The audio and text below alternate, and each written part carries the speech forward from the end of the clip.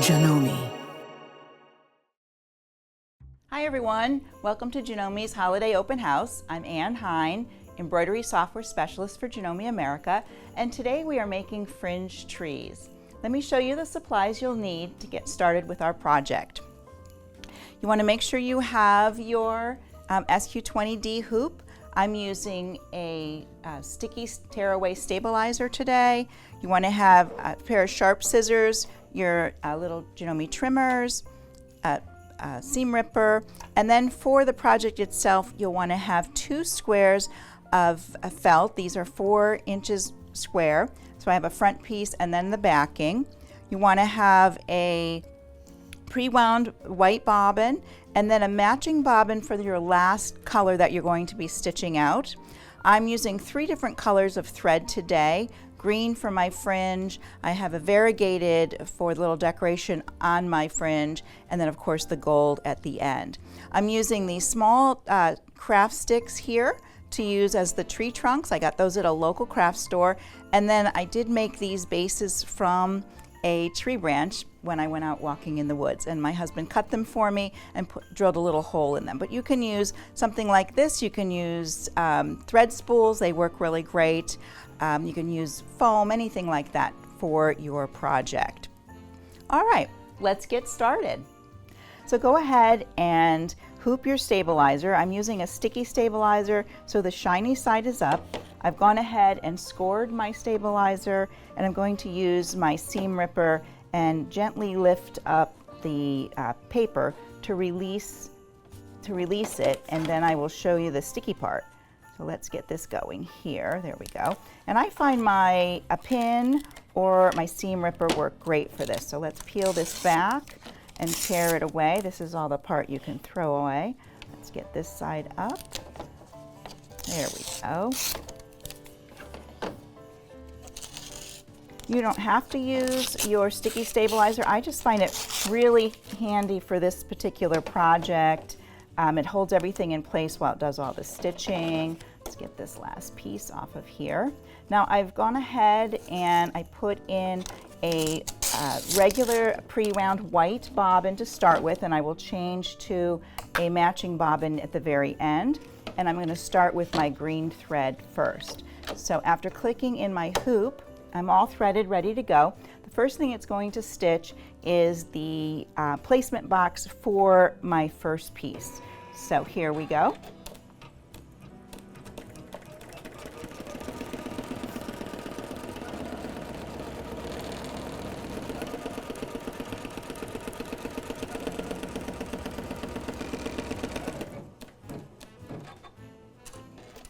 Take your first square of felt. This is a 4-inch square that I'm using. I'll pull this back so you can see. I'm just going to center it on there, stick it down, stick my hoop back in, and I'm going to let it stitch. The first portion is all in green. These will be the little loops we're going to be doing, the fringe part. So we'll let that stitch. There's 4 rows of fringe, and we won't release that fringe till near the very end, and I'll show you how to do that.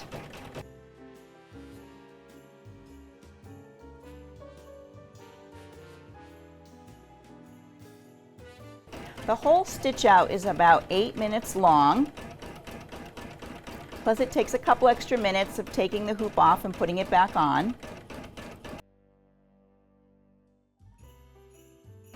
You can do your fringe in any color. I have trees, I used a copper colored felt, so I have a copper metallic thread I've used.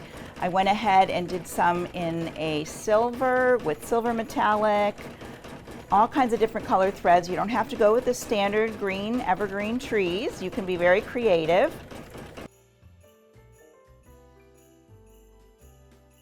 I do have my machine all the way up on top speed, and it's only going to go as fast as the machine will allow for the design.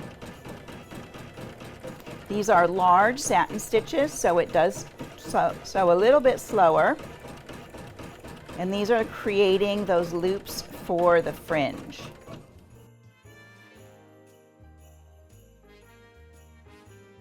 Once the fringe is done, I will go ahead and change to a multicolor thread, a variegated,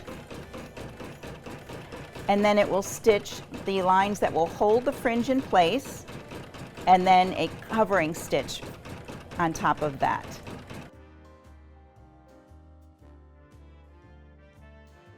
Okay, one more row of fringe.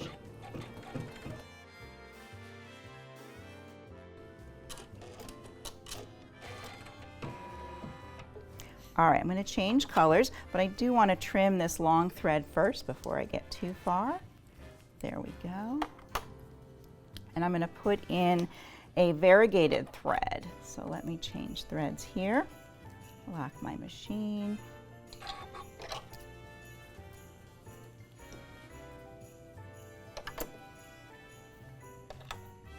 So you can make your trees as fancy as you like with different threads. You can use metallics if you wish, different base fabrics. I do like working with the felt.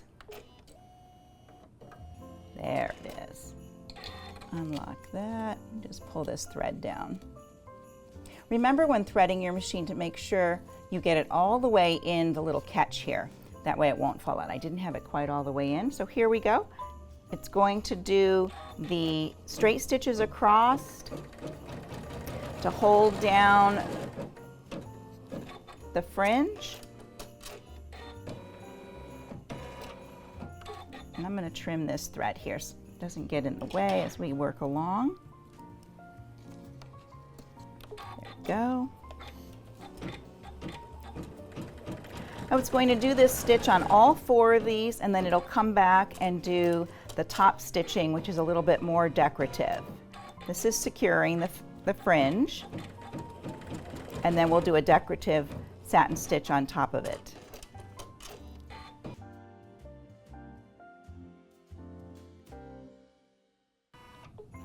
All right, so let's do the decorative top stitch in the same thread.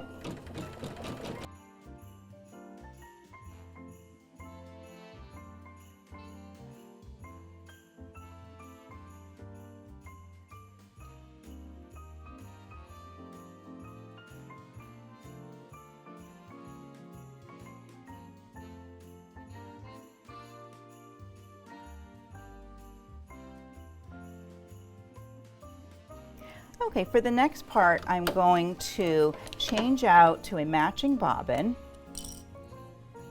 And this is the thread I want to show on the back side once I put my back piece on. So if we can see that here, this little stitch here. So I'm going to put the matching color in now, then I won't forget later, and then it'll just finish it up just so nicely and neatly.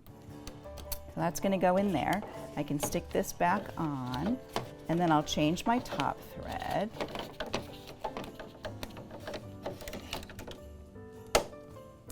Let's get that done.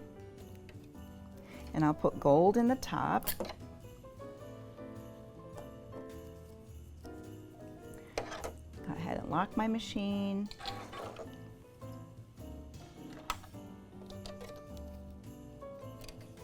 Now I am just using a Janome red tip needle today. That seems to work fine with this project. There it is. Get that little tail out of the way. All right, so now it's going to do the stars.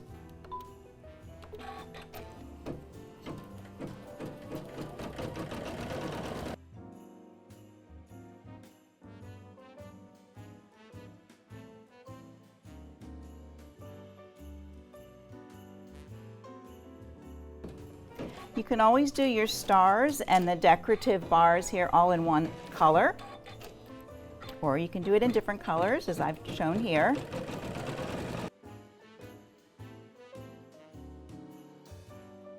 Now the next part is just an outline, and it's a complete outline all the way around, and you'll see when I do the back piece why I put an outline at this point. So let's stick this here. When I add the back piece and stitch it on, I do leave a little channel opening here. So I wanted a complete stitch across the bottom, so that's why I do the outline at this point. And I'm going to flip this over. And here you can see the bobbin stitches here that I'm going to release so that my fringe will be on the front side. I'm going to release the stitches here, but I'm not going to fluff them up on this side yet until I get everything completely done. That way your machine doesn't get caught in those loops. So to release those, you can use a very sharp scissor. You can also use your seam ripper. I tend to like to start at the wider end and work towards the narrow end. Just slip my seam ripper under there and just wiggle it along to release the bobbin stitches. This is why I like to have a white bobbin in there so I can see those stitches as I release them. You could do a matching thread in here if you wanted to, but sometimes I have trouble seeing where I need to release these threads. So you work your way down carefully because you don't want to put a hole through the front. So you just kind of work at this. There we go. And you do want to make sure you have your good seam ripper here and not that one that's a little dull, because that will take you a little bit longer. Or you can try a nice sharp scissor. Those work as well. There we go.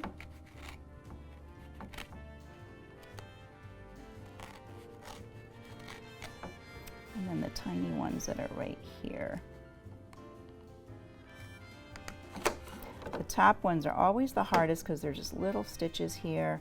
So if you get a few of them going, you can work through all the others. I have my hand underneath to support it. There we go, a bit more here. Now, if you forget to do this, you can always just cut your fringe from the front, and then you'll, instead of loops, you'll have regular, like just threaded fringe instead of the loops, which is fine as well. So if you forget, sometimes we forget, and we put our back piece on before we get all this trimmed away. I just want to make sure I've got these. They all look good. All right, so that's all ready to go. I'm not going to fluff it up yet. I'm going to put my back piece on, and I'm just going to use 2 pieces of tape on the corners to hold it while I flip it back over. And I just have to stitch the final outline and the little star that's at the top. And when I do that, I do like to use my needle up, needle down to pull up my bobbin thread so I have the back side nice and neat. I could turn on 1 stitch stop, but just for 2 of these I don't think I need to. So I'm just going to cycle my needle, pull up that bobbin thread, pull out the 2 pieces and hold them gently. Let it do its outline.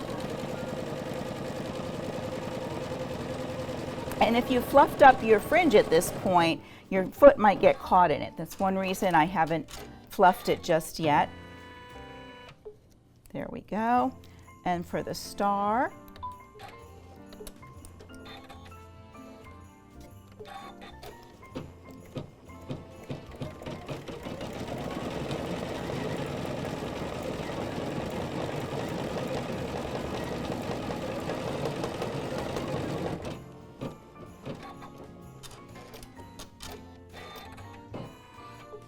okay, so now we can take it out. I'm going to trim these threads here, and I'll show you what the back looks like. So it's nice and neat. You can't see anything on the back. So we will trim this part, these little threads here, and this one up here. And you can see I left that little channel right down here. That's where your little tree trunk is going to go. Now the next thing I like to do is I want to take out my stabilizer before I do all the trimming around the tree, because I want to make sure I can get right up close to this with this and remove the stabilizer so I don't have any extra. So typically I pull it all up to release it from the sticky part, take it out of my hoop, and then I'm going to tear down into here, and usually you have to trim that little thread to get through the thread. And then I fold back my felt on the edge of the design, and I just work my way around, staying very close to the stitch out like this. This way you won't see any of that stabilizer. There we go. And it's sometimes a little bit gets in your way as you're going around, but you want to make sure you pull it and get it right up close to your stitching. I'll go back. Let's get that out of the way. One more turn here. This way your stabilizer is hidden in there. It doesn't show when you get all done. All right, so the last two things I have to do is fluff up my fringe and then trim around the outside edge. And to do the fringe, I find if I just take my seam ripper and I can gently lift like this, or I can use my scissor, kind of like this, and just release those loops as I go. Like that. You can always bend back your felt a little bit and catch those ones that haven't released. So this is where I was saying, if you forget to trim on the other side, or that makes you nervous, if you wanted to cut your fringe here, you could just trim across, and instead of loops, you would just have thread ends there, so that would be fine as well. I've done them both ways. So you get this all fluffed up, and that's why you don't want to fluff this until after you're done, because these little loops, you could see how they would get caught in your foot as you go along. So I just work these around. Sometimes the little ones, I end up trimming those with my scissors, so I have just thread ends up here. It just depends on, or my seam ripper, if they don't want to release. There we go. We'll just make them like that, and you can trim them if they're a little bit off, like I have some long and some short, so you can make your tree, give it a little haircut if it needs it. There we go. All right, so last thing I'm going to do is I'm going to take my scissors and trim around the outside. You can do this with a rotary cutter and a ruler if you prefer. You can use pinking shears to make it more decorative on the edges, or if you have some of those shape scissors, you can do that as well. Once I get that done, I just have to add my tree trunk. And these are just craft sticks that I got at the local store. You can stick that in there. You can use a dowel or a popsicle stick or one of these kind of sticks. It fits right in that little opening we left there. And then these little pieces, I took a little walk in the woods and I found a branch that I liked that was laying there, and I had my husband cut it on his bandsaw and put a little hole in there. So I have my little bases, and there are our fringe trees. Thank you for joining me today. I hope you enjoyed our Holiday Open House Fringe Tree project. For complete directions, please check with your Janome dealer, and have a very happy holiday.